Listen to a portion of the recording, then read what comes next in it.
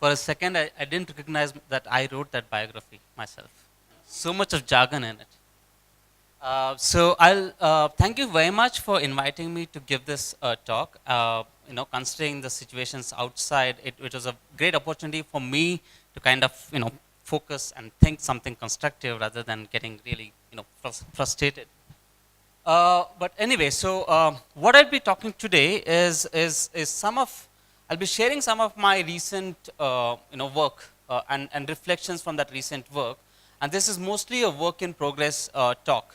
So I'm taking this opportunity to put my ideas and sort of conceptual propositions rather out here, so that I could take advantage of all of you over today and tomorrow, and hopefully later, to help me and build this further.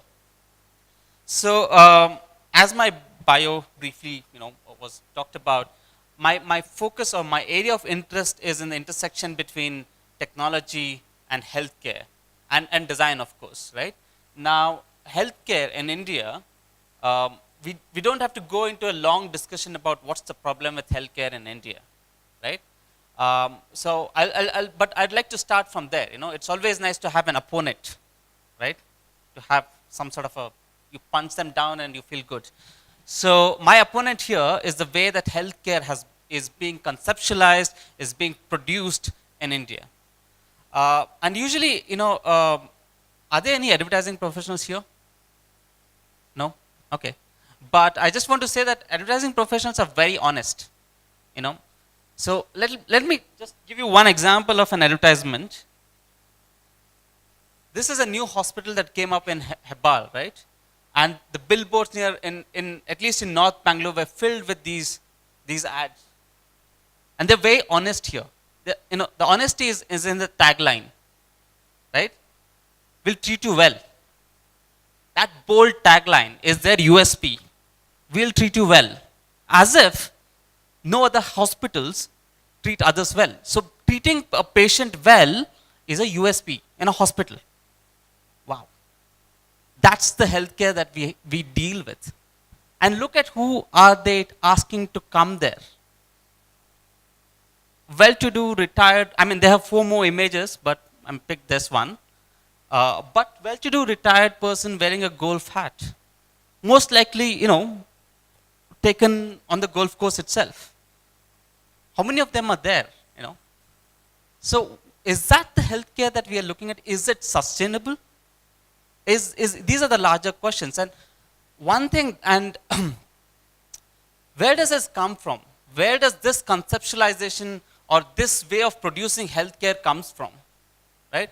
So my understanding is that it comes from this recent notion, broadly kind of termed as solutionism. There are other words, but basically, and the reason why I picked this is because designers are being part of this solutionism. The way we educate designers, the way we train our designers, the way we practice as designers, we are just being part of this. What do design students graduate and do? What are my design practitioners do, at least in the field of interaction design, is design apps, which is nothing but this, Design apps in a very narrow perspective. So solutionism is basically trying to look at a complex social, cultural, and economic problem and believing that putting technology in there will solve everything. Let's just build some algorithms, let's build artificial intelligence engines and apps, of course, on the new smartphones, and then things will be super great. But there is a sort of an opposition to it, called as something called as infrastructuring. So infrastructuring originates from, as far as I understand, it originates from the Scandinavian participatory design traditions, but it has gone beyond that. In participatory design, what happens is you engage with the end users and other stakeholders in designing a product, so that the product has much more, or a service has much more, is attuned to their concerns, their usage patterns, and their everyday life, right? Now, infrastructuring goes a step beyond. It talks about setting up an infrastructure so that this design happens continuously over time, even when the designers are not there. The product and services are getting designed over time. So we need to create that infrastructure. That infrastructure is not just a technical infrastructure, it's also a social infrastructure. So for me, this has become a sort of a vision, right? So it kind of sets apart the entire approach apart, away from solutionism. So as said, it's very easy to punch your opponent and then criticize them and stuff like that. But I think as a designer, what is more valuable is to show and build an alternative construction. What can and show a possibility of how else can be healthcare done, as opposed to what is being out there, right? So my work is situated at the intersection of design and digital technology and community healthcare, right? So I'm trying to approach this and build a sort of an alternative through this by working in this intersection. So this is a working definition, but it's good to always throw out these things as early as possible so that they are up for critique. So the way I look at infrastructuring for community care is basically the building of, through a sustained engagement with the community, the resources and the capabilities, both social and technical, so that the community members can be designers themselves. They can design and implement and use innovative technological solutions or socio-technical solutions for the care of their own community, right? So in that sense, it sort of aligns with distributed design, but also distributed manufacturing. But I'm talking mostly about technical digital systems. But in some way, it also talks about bringing the use and locating design and the production of technology in the context of use. Okay, so what does infrastructuring mean? And these are something that I have kind of gleaned out of my work over the past one and a half year. And so basically, broadly, I kind of categorize them as there's some ideals that you need to design for. There's some sort of ideals that you need to aspire and push towards when you're part of this. And then there's a couple of approaches that you need to take, couple of way you need to do it, right? So the 4 ideals as far now, it's not an exhaustive list. It's just, I'm just adding stuff to it and see where it goes. And so the first is to design for capacity to aspire. The second is design as a life skill. Third is designing for situated engagement with data. And the fourth is, challenging status quo. I'll go a bit more detail into each one of those. And then the approaches of care. And then trying to blur the distinction that is out there between design and production and usage. So, as designers, we always think that we are designing for, desires and aspirations, So we have a Tata Nano out there because people aspire to have a car.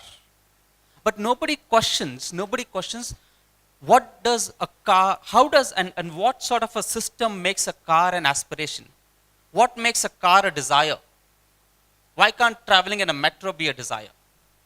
Because the capacity to aspire, as Arjun Appadurai says, is a cultural capacity, right? It is a part of experiencing something, and through that, encountering the possibility that this is good for me, this is good for my life, right? So what we see as a desire is a manifestation of this capacity to aspire. Now, this is very abstract, right? Of course. Now, how did it manifest in the work that I've been doing? So the work that I've been doing predominantly is with an organization called as Maya Health, which is based in Bangalore. There's an NGO that works with a group of women in Chenpatna, which is a town on the way to Mysore. Their vision, and this is their pilot program, is to train women in the communities to become community health workers. But also not just any community health worker, because we already have that, in for example, ASHA health workers, which is supported by the government. But these community health workers are also micro entrepreneurs, meaning that they offer, healthcare services, for example, preventive healthcare services, counseling services, management of diabetes, which is one of the biggest thing in Chenpatna, you'd be surprised, uh, and blood pressure and management of all this for their community at a very simple, nominal charge, with the vision that at the end of the month they'll be earning about 5,000 rupees because they serve about 200 households on a daily basis. So that's their vision, and they're piloting it for the past 2 years, and they're already trained, and there are about 36 women out there in and around Chenpatna managing their own community's health, and particularly focusing on blood pressure and diabetes, and mostly management and not medication, but they also kind of liaison between the doctor and their own clients. They call them as clients. So this project was basically about, when I started talking to them, and because they want them to be micro entrepreneurs, they wanted me to explore if we could also kind of somehow capacitate them or build a capacity of design thinking in them, because of course design thinking is closely aligned with entrepreneurs these days, right? So and then of course the other thing was, the NGO, this was about a year back, and the NGO now has bought in tablets for them to do some data recording stuff. So the NGO was also kind of, Maya Health was also exploring how would this transition happen, the tablets, what would they do with these tablets apart from data collecting? Based on a couple of discussions, what we thought that it will be interesting is to situate a design project, a 4-month design project, actually 14 weeks, in Chenpatna with these women, where they together follow a typical design process and come up with a new conceptual solution of what they will do with this tablet and how it will enhance their counseling with their clients. I'll get into details a bit more, but how did this capacity to aspire play out, right? So we have this big vision of equipping them with design thinking skills. They will turn them into designers, will build toolkits for them, and 4 months down the lane they will be designers, right? But what happened in the project, and my learning is that they appreciated some very, very straightforward things. The first image, the second image there, what you see is that they aspired, they were encountered an opportunity that they could build a concept and present it in English. Nobody till now, because they are young women and quite early married, and nobody listens to them in their families, and now they are presenting to a group of designers in English. This was not designed, it just happened. But that's the capacity to aspire. What happened then was they were invited to the degree show that was hosted here. It was part of the degree, and they talked to journalists in English, right? They were there presenting their own design as if something very similar to our own design students. So when we are talking about design thinking and solutions and apps and stuff like that, what I think also matters is these very, very simple things, communicating in English, presenting your design ideas in English, right? The image that you see here is something that there's some students here also part of this, is a workshop that I did with Lakshmi Murthy in Udaipur. And here she works with a lot of adolescent kids, and we brought the adolescent kids from in and around Udaipur and my students, and we kind of had a design workshop. Part of that workshop was a heritage tour. They had to go into Udaipur and try to see and observe Udaipur. But what happened was, because of my students' own initiative, they soon started developing or adopting the behavior of their elder friends or bros. They started sketching. They started taking images, right?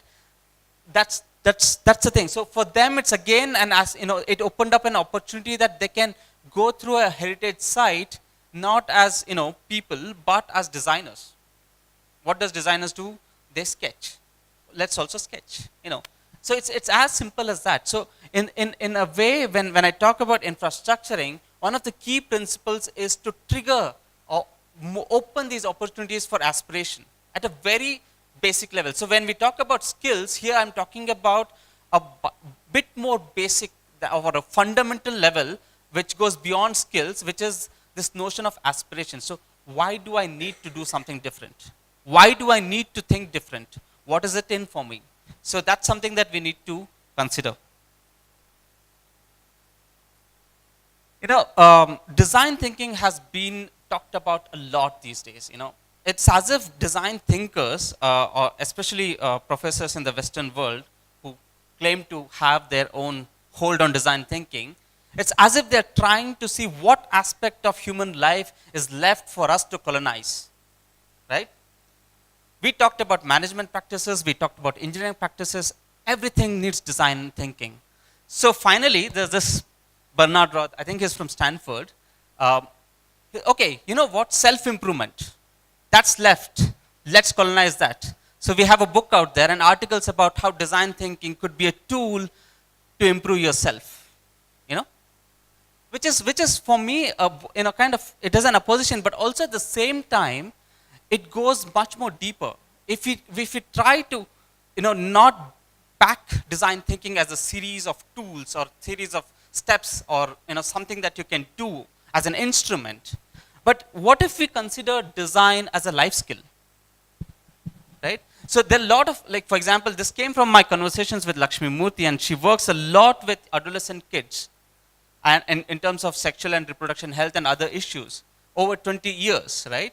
So the way that they work is they do a lot of activities that bring into this aspect of something called as sort of a life skill. The ability to take care of themselves, the ability to say that, hey, I need proper food, the ability to go out and say that I need to buy my menstrual pads because I'm menstruating. These are very core fundamental skills of growing up. So why not consider design as such a skill? Why consider design as some sort of an esoteric tool set that only some sort of people with MBAs or MDSs can talk about, right? So why not kind of really put design out there as a skill? But what does it take, So one of the examples here, and this is from my own project, and one of the outcomes was this set of paper templates. So there were a series of phases, right? So first you go out and empathize with a user, so you do a day in a life. We got an A4 or A3 size template for them to do a day in a life, and then what? Creative ideas. Okay, fine. You do some methods for that. So we started off that project as very closer to how we thought about design as a tool, set of toolkit, right? But again, what came out of that project, what is used right now, is not the toolkit, but the skill of drawing and the skill of thinking visually. They go to the health navigators, that's what they call the community health workers. They go to the clients and they try to understand their food practices, and now they are doing it by visually drawing it out, and using that to communicate, So it's not that drawing skill that we imparted those drawing skills. We told them how to draw. No, they already knew. There's this very, very touching story about one person who was very hesitant to draw. And one of my students was trying to help her.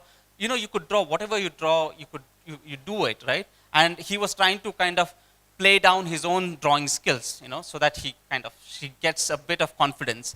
And then she draw and everybody appreciated. And then she kind of told him that she is hesitant to draw because her son thinks that she doesn't draw good. Her son, who is about 12 or 13 years old, he draws very well, and whenever she tried to draw, and he's like, this is not good.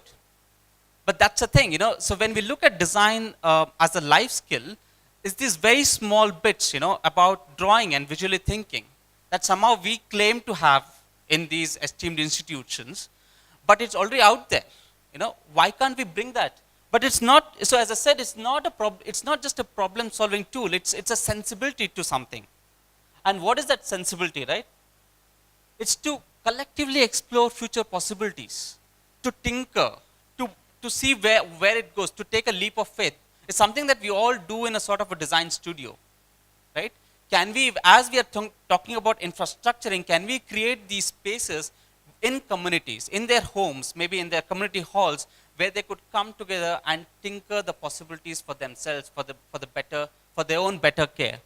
And this is something that they wrote as a part of a reflective process after each session, right? So the list there, so what did they learn? Apparently, I'm not really sure, but creative thinking, problem solving, realizing ideas. But for me, what tells me in this image is that at least there is this possibility for them to think much more beyond than their everyday, situations. They can use these terms. They can think about how they could use these and look towards new possibilities.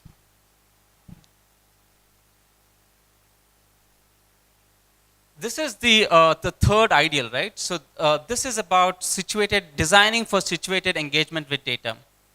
Increasingly, healthcare is data driven because it has to be evidence based. But the questions about who collects this data, who owns this data, who uses this, who analyzes are not really addressed. What happened, and this is across the corporate healthcare and even the NGOs working in the public health system, right? The health navigators here collect a lot of data about, so they go and measure their blood pressure, they do the fasting blood sugar, the post breakfast blood sugar twice a month, and then they also kind of get baseline done every 3 months. There's a lot of data that gets collected. Where does that data go? It goes to a server that gets analyzed and some sort of report is generated maybe for policy workers, other NGOs, but it never comes back to the community. The community health workers and the patients in general are merely data producers. Why? Why they have to be merely data producers?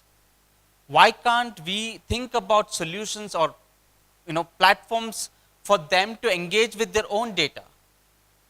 Because it has a lot of value, right? So that's something that is very strongly that I want to explore. And this is something that is ongoing, and I'm working with 3 students from IIITB and Maya Health, and we're continuing now. And this idea came from the project, right? So the idea is, what if the health navigator and the clients together set up a diet? Not necessarily a diet, but together, kind of work to a plan where the client says, okay, for the next 1 month, I'm going to stop drinking 3 cups of coffee with sugar. I will reduce it to maybe 1 cup per day. And then the next month onwards, it kind of adds on. It's a very small step, but can we facilitate this and help the health navigators, now that they have tablets, access all this data, visualize together, and collaboratively make these decisions? So my students have kind of come up with some wireframes here, which is again about this idea of giving them that platform to bring together data, visualize the data, and make sense of it together at the site, right? So we have, Google has something called as a data studio out there, which is, you can use that tool. It is part free, part, you need to pay. You can pull up data, you can visualize anything you want. But why it has to be for so-called data analyst or data scientist, right? They could also have a possibility of such tool. And this is the fourth one, is about challenging the status quo. And this is something that I've not really done in my work yet. But so I kind of draw from other examples, and mostly, this is something I believe is at the core of community healthcare. Because healthcare and well-being is always part of a very complex world out there. It is not an industry vertical, because industry and corporate world, and now, as Neelam just mentioned, even the government thinks in verticals, right? But healthcare and well-being is enmeshed in very deep-rooted social and cultural practices. Not just in a rural community. When I say community, not just in rural communities, but even in communities like Srishti, right? So, just as an example, so menstruation is one of the biggest kind of deeply example of how enmeshed it is in this social and cultural practices, not only in India, even in the West, right? And there are a lot of apps that are now trying to help women track their periods. And this is from an article in the Atlantic. You can see the link there. It's about how self-tracking apps exclude women. And these are all the apps that are designed most probably by men for women, right? For their reproductive health. And they confuse menstruation with fertility. Menstruation with the need to plan for a family. In many of these apps, and of course they are all designed for women, so they have to be pink or purple with flower and all that stuff.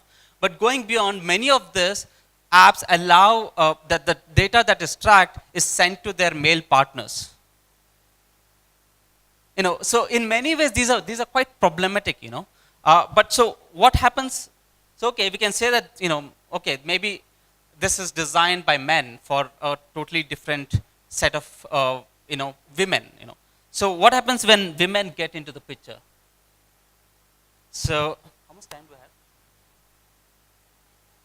Okay. I'll just show a video if it starts playing.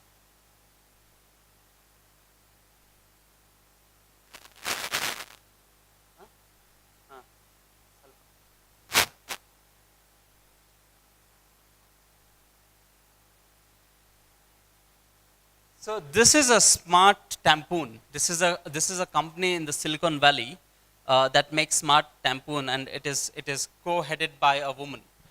It's very interesting how they talk about their product. I think we are waiting for the sound. It's okay. We can. That's fine. Huh?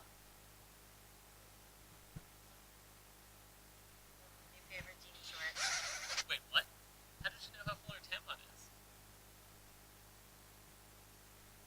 Amazing design, right? I don't know where the speaker is.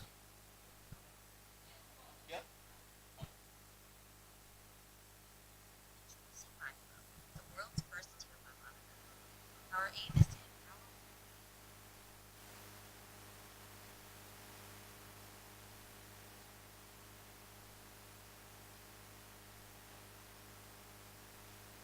Almost ready to take my tampon out in a little bit.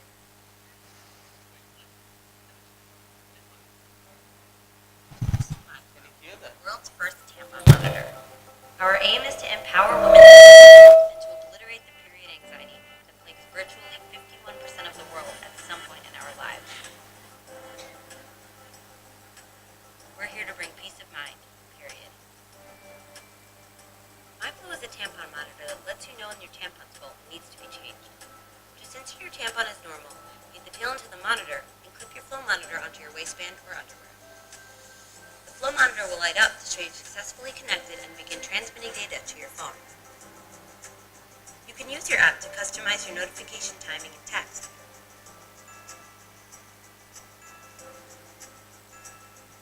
And to monitor your period and stats on both granular and monthly levels.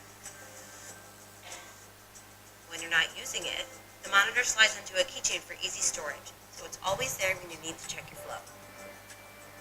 We're MyFlow, and we're looking to obliterate period anxiety with our tampon monitor. We want to bring the quality, convenient experience to women everywhere. Because believe it or not, virtually every woman you know has a menstruation horror story to tell.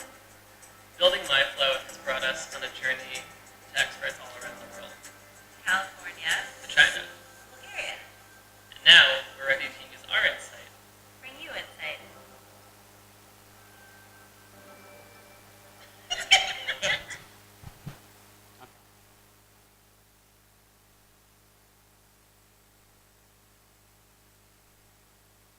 I guess you got the gist of it, right? So what they're trying to do. Uh, it's not that they're not followed a design process. Okay, just to summarize, it's kind of a lot of dazed look on your faces. So this is basically a smart sensor in your tampon that kind of helps you to measure the flow, right? So if it is, and you can set reminders, and it tells you when to change your tampon so that your pants or dress doesn't get soiled, basically. And of course there's health reason. Other health reason is that you shouldn't be keeping the tampons too much inside the body, right? But and they follow a design thinking process. They have done user research, right? And their user research tells them that there's a huge stigma and there's a fear of the red color stain showing up on a woman's pants, right? सब दाग अच्छे हैं लेकिन menstruation के दाग बिल्कुल नहीं चलेगा, right? So and this is not just in India. So this is a Silicon Valley product. So they've invested a lot of technology and capital into solving this problem, but they never challenge us, right?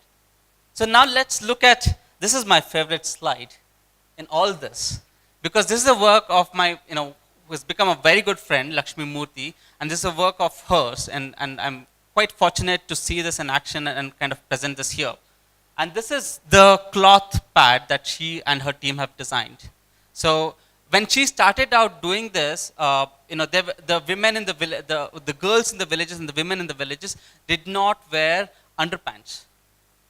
So she had to really even not only design the linings but also the pads, right? So this is all cotton, this is all handmade. There's an ecology behind it. So the women themselves stitch it. She has trained women to do this, and the cloths come from other kind of waste. So there are the other sort of women's group in Udaipur that from where they source these cloth.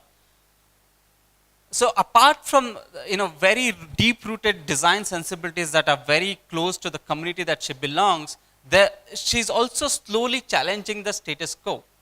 The linings of the pad are always white. And her reason, and this is a very valid reason, she's very humble, is just that because the women have to see what is the color of the discharge. Because that's a very key part of tracking your menstrual discharge. If there's anything, any problem, that the color then shows. If by the fear of the society, because these have to be washed and these have to be dried where men folk might see them, and by that fear, if this was changed into any other color, this core ability for women to engage with their own data would not have been possible, right? Data which is visual data about their menstruation discharge, right? So it's very interesting. Now, she has moved and she's trying to look at through corporate CSR, and try to train CSR and their initiatives to use this. And most of the CSR, they come back to her in saying that, oh, we'll take these products, we'll take your training, but please change the color of the lining. It's not the villagers who have the problem, it's the CSR folks who are folks like us who have the problem with this white. And she's fighting it. She's like, no, it has to be white. So, challenging the status quo when you're talking about infrastructuring for community care is also a core aspect about it, But how do you challenge is also very important. She can do this because she's part of that community for the past 20 years, right? So people trust her. Now I'll move a bit into, now I've talked about ideals, right? What should we aim for? Now I'll move a bit into what's the process? How do we approach this? And this comes back to the notion of distributed design and distinction between designing and usage, right? And here I draw from this wonderful book by Anne-Marie Moll, who is a medical anthropologist in Netherlands, and she talks about as the logic of care as opposed to logic of choice. And let's just I won't get into definition, but let's just take a look at example of what it means. So these are the blood sugar monitors that are available out there, right? They're well designed, don't get me wrong, most of them, most likely designed by industrial designers doing the user research and everything, right? But they belong to a system of thinking where design is once designed, we design it, we package it, you take it, and it's your choice that you're choosing it, then you deal with it, hands off. So it's reflective of the traditional capitalist industrial design methods and practices, like the Apple. So now you have to go and buy dongles if you want to have an Apple MacBook Pro. So and again, so even within this frame, so designers trying to give colors now, and then that's embedded in Facebook with a direct link of like here and shop now. So design and make it available for people to buy. But what they don't realize, what this logic of choice doesn't realize, that this is not good care. Good care happens through, okay, I'll just show this example. This is a practice of good care. Here the health navigators, they use the same device or cheaper device, but they go almost every alternate day or maybe once in 10 days based on how severe is it, to their clients' homes. They talk to them. They not only measure, but they together tinker, okay, so what happened? Oh, I went to my wedding, so I ate a lot. Okay, now you need to do this. Now maybe you need to exercise a bit more, right? and they form exercise groups for them. There's a constant tinkering of possibilities. It just doesn't become a number, right? It's people working together with some sort of technology there. So a care then is an ongoing process of tinkering, of trying out the possibilities, which is very close to what I'm thinking of design is actually. But it never stops, you continuously do. There's no design separate and then use separate. You kind of try to bring it together. And that's the next thing, right? So we as designers, and we always think that design thinking and design is an instrument for growing from the current state of affairs to a more desired or a more better state. It's just an instrument to a better end. But what if we don't think of design as that, but think of, this is from Bill Buxton, who wrote this really interesting book called Sketching User Experiences. And I like this drawing, but not think of design as a tool to kind of a better end, but as a constant process of figuring out, a constant process of tinkering. But of course, that is something that is collaborative, situated, in the communities, with the community people. Even when you are not a designer, you're not there, but they continue to do this. And it's a constant tinkering of the possibilities, which is never ending. So I had 4 ideals, and then these are some sort of ideas about how to approach this. As I said, this is just a work in progress talk, so I'll be very happy for your comments and questions and feedback. Thank you.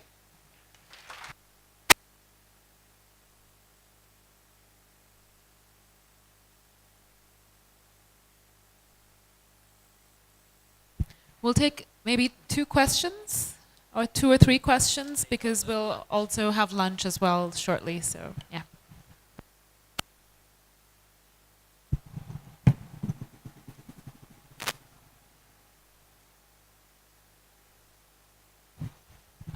Also, we have a large number of students in this room, so it'd be nice to hear some questions from you guys as well, not just the professionals and practitioners.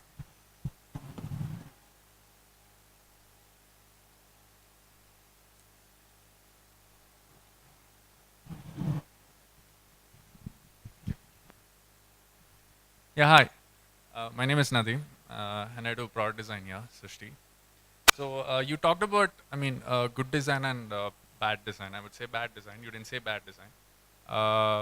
But once you say good design, automatically it goes to bad. So do you believe that, when people designed that first sugar measuring thing, they designed it for a particular kind of people, let's say niche. And the second kind of healthcare that you are talking about, and it's designed for a different kind of niche. You talked about data also, data collection and analysis. Like, let's say the first kind of people for whom the data monitor is being collected, they analyze data a little bit more faster or efficient kind of way because they're a little bit more educated. I think I make sense, right? So, and the second kind of people, they need a little bit more analysis and kind of data in how they process it. So do you believe that? Okay, I'd like to make a clarification. I didn't say the first one and show it as an example of a bad design. It is an example of a bad care, right? So the definition was about what is good care, what is good health care, what is a good care practice. And the first one, the blood sugar, as a product that is designed and packaged and sold, is an example of a bad care. The image that you saw was, hopefully Kata will talk later in the day, is from her research, where she talked to, and this was an educated urban person living in Bangalore, whose daughter gifted this blood, because he's diabetic, he gifted this device to him, which he never opened and used till Kata went and, to do research about how do they, manage their diabetes. And like, hey, you know what, this has come in about a year back and I never opened this, can you please open this and try to help me, learn how to use it. So that's essentially the difference that I want to make, is that maybe when the ideal is good care and mostly sustainable care, we need to get away from the thinking of we can design products and put it, or even services and put it on some shelves and somebody will just buy it and we will be hands off. Designers have to take much more onus and responsibility for that to be sustainable. And one example of that is to help facilitate the second image of how they can do it. I'm not saying that what happens there is efficient. No, because there's paper records and there are a lot of redundancies. Yes, but what is it that you as a designer can do there in that context, right? So that's what I'm trying to kind of provoke. Thank you. So in this context, I see a lot of parallels between what you're trying to say and in very different context what the previous speaker talked about. Designer not being a designer of product, but being an aggregator of the desired situation, which is under constant change. I agree with you, but it is very simple to say from one undesired situation to a desired situation, and that desired situation can be dynamic.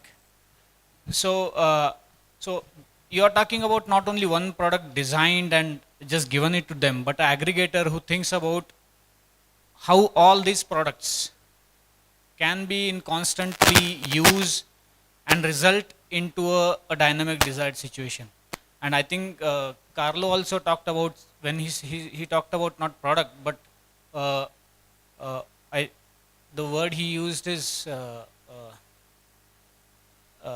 not even system. He said design of not products, but you said about not stakeholders.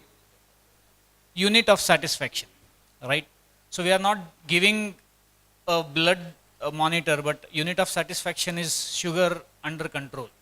So I think see a good thread, and yeah, that confusion will still remain in the minds of students because the way design education is given right now, and it might be very good to talk about this afterwards. It's very product centric, that we are just creators and the solutions are to be given by someone else. So we are not, solution is not product but the whole thing. So we should be aggregators. So I think I see a good thread, though on at skin it doesn't look very well connected, but thanks for the talk.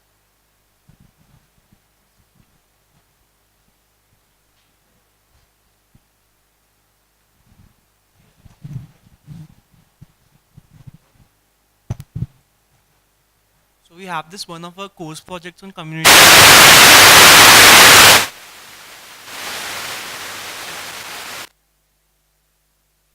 we have this one of our projects on community health workers. So we are working on like how ASHA members, the information they give, how it can be enhanced. With it, a lot of user study. Like I went for the interviews 5-6 times. So the sad part I realized is like whenever I went for interview, they were like, "हाँ जाते हैं, oh बस आ जाते हैं." So I just asked them like, "Why are you not telling me the points?" So they said, "Will you give us some money for the interview?" And the only incentive I see them working, in at least in Assam, in Guwahati where I went, was money.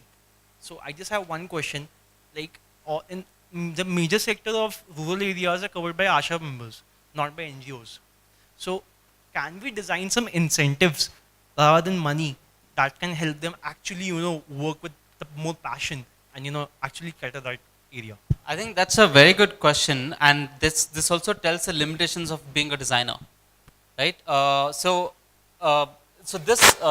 Health has modeled most of it on the ASHA worker, but they have inbuilt the incentives inbuilt in the model. One being that they are entrepreneurs. It's a Amul model basically, but for healthcare. So Maya was part of organics. They did in Chenpatna, and then they have I think they went into LaborNet and now moved into healthcare. So it's one that it is a collective. They have registered it as a collective. There are 3 collectives now, and they manage their funds, and also that there is they are also getting lot of other training. It's about coming back to capacity building. It's not just telling them to go and record data. They understand diabetes much more now, which their own practices have changed. But most importantly, and this is something that cannot be planned, is that these women, most of them, belong to joint families, and they're mostly the second daughter-in-laws or the third daughter-in-laws.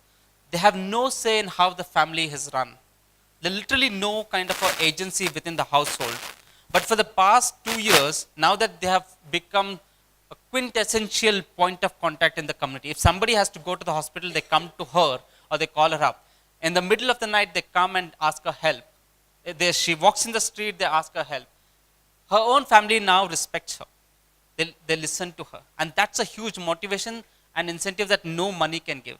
The problem with ASHA system is that the government and the way it is implemented, because of the large scale, I think, I don't know, is very, they're just data collectors.